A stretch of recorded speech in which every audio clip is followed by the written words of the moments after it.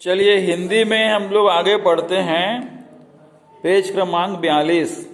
ठीक है, कल से आगे हम देखेंगे कि राष्ट्रपिता महात्मा गांधी की भावनाओं के अनुरूप इस कला तीर्थ में प्रथम कुलपति रातजनकर हो या प्रसिद्ध साहित्यकार डॉक्टर बलदेव प्रसाद मिश्र जी या राम कथा गायक वह विश्वविद्यालय के कुलपति डॉक्टर अरुण कुमार सेन हों। अब तक कार्यरत विश्वविद्यालय में समस्त कुलपतियों, विश्वविद्यालय के जो प्रधान होते हैं उसे कुलपति कहा जाता है। ठीक है, उसकी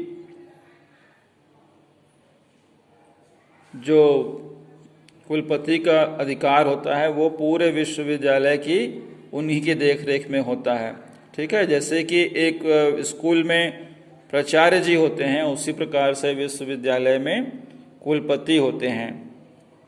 शिक्षकों, संगीतकारों व कर्मचारियों ने इसके संरक्षण संवर्धन में अपना महत्वपूर्ण योगदान दिया है। ठीक है, संरक्षण मतलब उसे बचाए रखना और संवर्धन मतलब उसकी विकास की गति को महत्वपूर्ण बनाए रखने के लिए, आगे बढ़ाने के लिए सब ने अपना योगदान दिया है।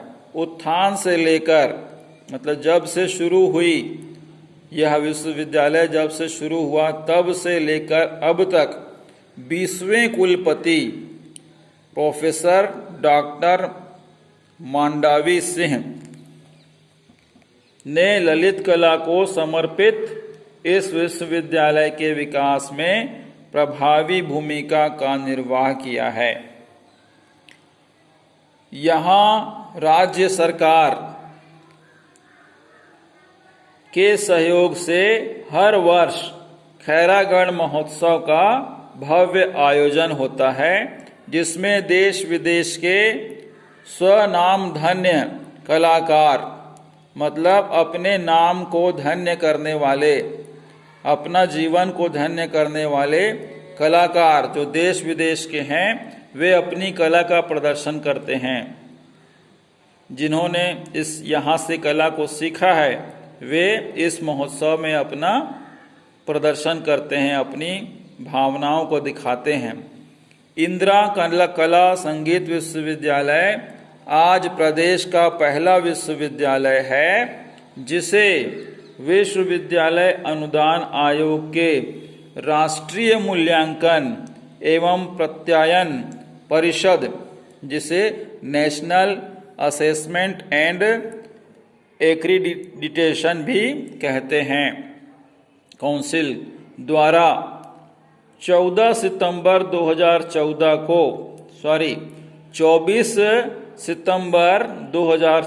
को विश्वविद्यालय को प्रत्यायित कर ए दर्जा प्राप्त हुआ है।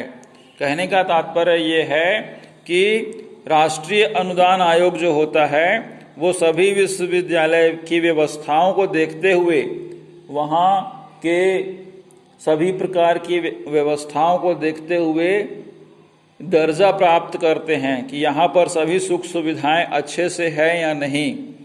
तो वो दर्जा होता है ए, बी और सी ग्रेड का। ठीक है, वो वहाँ की व्यवस्थाओं के अनुसार उसको दर्जा मिलता है, मतलब स्थान मिलता है। तो 24 सितंबर 2014 को विश्वविद्यालय को ए ग्रेड का दर्जा प्राप्त हुआ। देश के प्रतिष्ठित संस्थान रिक्रूटमेंट के लिए विश्वविद्यालय में आते हैं, जिसमें यहाँ के विद्यार्थी चयनित होते हैं। राष्ट्रीय अंतर्राष्ट्रीय पुरस्कार व फेलोशिपी प्राप्त शिक्षक, शोधार्थी तथा विद्यार्थी यहाँ की गुणवत्ता बनाए रखने के लिए क्रियाशील हैं। यहाँ से दीक्षित कलाकार, दीक्षित मतलब यहाँ से शिक्षा दीक्षा प्राप्त किए हुए कलाकार देश विदेश में भारतीय कला संस्कृति के ध्वजवाहक बने हुए हैं। ध्वजवाहक अर्थात उस संस्था का झंडा लेकर आगे चलने वाले कलाकारों ने अपनी संस्कृति को बचाए रखने के लिए आगे ही आगे चल पड़े हैं, क्योंकि कला राष्ट्र के जीवन का एक मुख्य अंग है। ध्यान रखिएगा, कला राष्ट्र के जीवन का एक मुख्य अंग है। उससे ही हमारे जीवन को रस, सुकुमारता और सहृदयता का आहार मिलता है। आहार मतलब हमारे जीवन में ये सारी चीजें होनी चाहिए। ठीक है, रस होना चाहिए, जीवन में आनंद होना चाहिए। सुकुमारता मतलब अच्छा मानव जीवन होना चाहिए, और सहृदयता मतलब अच्छा हृदय, साफ हृदय होना चाहिए, साफ दिल होना चाहिए। ठीक है, वो क्या है, हमारे लिए एक प्रकार से हमारे जीवन का आहार है, जिससे हमारा जीवन सफल रहता है। ठीक है, आज अन्य देश के लोग अपनी जिस संस्कृति के आधार पर अपने आचार विचार और समस्त जीवन को कार्यान्वित किया है, उससे उब रहे हैं।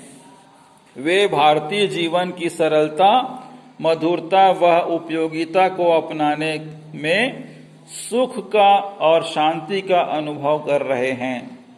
हमारी भारतीय संस्कृति इतनी अच्छी है और भारत के विचार इतने अच्छे हैं कि बाकी देश के लोग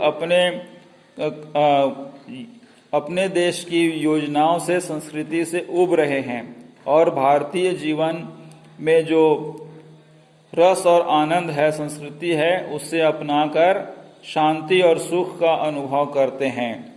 भारतीय कृतियों में आनंद को समस्त कलाओं का एकमात्र लक्ष्य माना गया है। ठीक है, क्या बोल रहा है इसमें, भारतीय कृतियां में आनंद को समस्त कलाओं का एकमात्र लक्ष्य माना गया है। स्वामी विवेकानंद जी के अनुसार समस्त काव्य, विवेकानंद जी क्या कहते हैं, समस्त काव्य, चित्रकला और संगीत शब्द, रंग और ध्वनि के द्वारा भावनाओं की अभिव्यक्ति है। ये सब क्या है, हमारी भावनाओं की अभिव्यक्ति है। हमारी अवधारणा में मनुष्य कोई पदार्थ नहीं, पूर्ण चेतन है, जो परमेश्वर का ही सांस्कृतिक प्रतिनिधि माना गया है, भगवान का ही सांस्कृतिक प्रतिनिधि माना गया है। यहाँ के कला साधक यही शोध करने के लिए क्रियाशील हैं। गायन विभाग के पूर्व प्रवक्ता डॉक्टर अनीता सेन, प्रवक्ता मतलब बोलने वाला, उस विषय पर विशेष जानकारी रखकर बताने वाला, उसे बोलते हैं प्रवक्ता।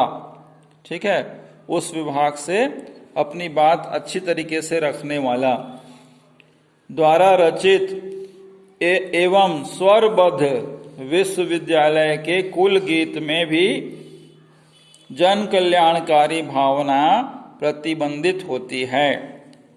जैसा कि यहाँ पर आगे आप सुनेंगे कि डॉक्टर अनीता सेन ने क्या बताने का प्रयास किया है। ठीक है, ये स्वरबद्ध और उनके द्वारा रचित है।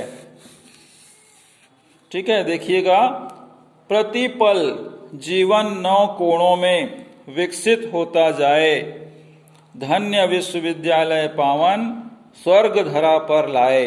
यह किसकी भावना है, डॉक्टर अनीता सेन की, जो मानव विभाग की क्या है, प्रवक्ता है, गायन विभाग की प्रवक्ता है, गायन पे विशेष रुचि रखने वाली महिला व्यक्ति हैं।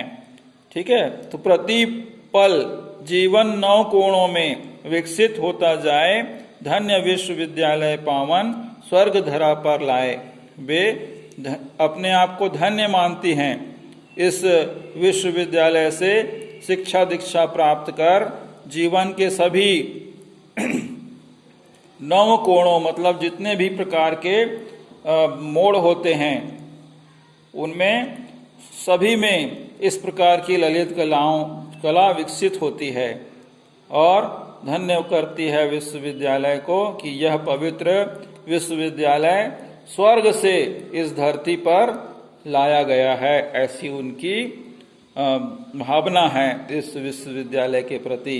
ठीक है, आप लोग की भी गुरुकुल विद्यालय के प्रति कोई न कोई भावना रहती होगी, कोई न कोई गुरुकुल की अच्छाइयाँ आपको प्रभावित करती होंगी। तो आपकी भी जो भावना गुरुकुल विद्यालय के प्रति होंगी वो भी आपको आने वाले समय में आप अपने जीवन में कहीं भी सफल रहेंगे, कहीं भी अच्छे कार्य करेंगे तो निश्चित रूप से आपको यह लगेगा कि हम ऐसे विद्यार्थी हुए जिसने गुरुकुल में शिक्षा ग्रहण की, है ना। इस कला तीर्थ का ध्येय वाक्य क्या है? ध्येय वाक्य मतलब एक वाक्य ऐसा होता है जिसके इर्द गिर्द, जिसके आसपास पूरा विषय उस पर केंद्रित होता है। ठीक है, तो यहाँ पर देखिएगा ध्येय वाक्य क्या है? सुस्वराः सन्तु सर्वेऽपि, सुस्वराः सन्तु सर्वे अपि, अर्थात सभी सुंदर स्वर वाले हों, सभी सुंदर स्वर वाले हों। ये ध्येय वाक्य है कला तीर्थ खैरागढ़ का। ठीक है, कला के पथ पर निरंतर अग्रसर होते हुए हमारी समृद्धि संस्कृति का वाहक यह विश्वविद्यालय अपने ध्येय वाक्य की सार्थकता को सिद्ध कर रहा है। ठीक है, तो इस प्रकार से आज का हमारा यह अध्याय यहीं पर समाप्त होता है। कल हम इस अध्याय के गद्यांश को आपके फेयर कॉपी में लिखवाएंगे। ठीक है, स्वस्थ रहेंगे, खुश रहेंगे, अपने माता पिता की आज्ञा का पालन करेंगे और अपने बड़े बुजुर्गों की सेवा करेंगे। इन्हीं आशाओं के साथ आपका बहुत बहुत धन्यवाद।